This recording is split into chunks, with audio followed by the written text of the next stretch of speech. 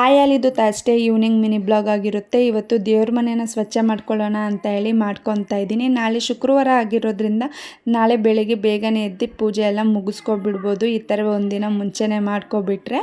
ಹಾಗಾಗಿ ನಾನು ಇವಾಗ ಮಾಡ್ಕೊತಾ ಇದ್ದೀನಿ. ನಾನು ಯಾವಾಗಲೂ ಕಲ್ಸದ ಕಾಯಿನ ನೀರಿನಲ್ಲಿ ಹಾಕಿ ಇಟ್ಟಿರ್ತೀನಿ ಒಂದಿನ ಪೂರ್ತಿಯಾಗಿ.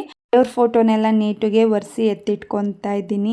ಕಲ್ಸದ ಕಾಯಿಲಿ ನೀರು ಇಟ್ಟಿರ್ತೀವಲ್ವ, ಆ ನೀರು ಅಕ್ಕಿ ಒಳಗೆ ಚೆಲ್ಲಿ ನೋಡಿ ಹೇಗಾಗಿದೆ ಅಂತ ಹೇಳಿ. ಕಪ್ಪು ಕಲೆ ಎಲ್ಲ ಹಾಗೆ ಉಳಿದ್ಬಿಟ್ಟಿದೆ. ಅದನ್ನು ಇವಾಗ ವಾಶ್ ಮಾಡ್ಕೊಳ್ಳೋಕ್ಕೆ ಅಂತೇಳಿ ಒಂದು ಲಿಕ್ವಿಡ್ನ ತಯಾರು ಮಾಡ್ಕೊತಾ ಇದ್ದೀನಿ.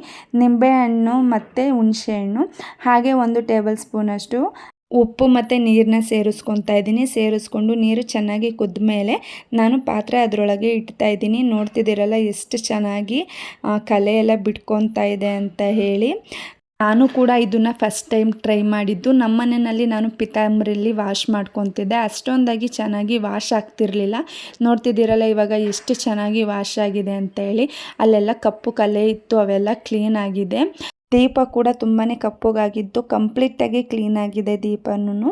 ಇವತ್ತಿನ ಬ್ಲಾಗ್ ಇಷ್ಟೇ. ಯಾರಿಗೆಲ್ಲ ಇಷ್ಟ ಆಯಿತು ಪ್ಲೀಸ್ ಲೈಕ್ ಮಾಡಿ, ಸಬ್ಸ್ಕ್ರೈಬ್ ಮಾಡ್ಕೊಳ್ಳಿ. Thank you.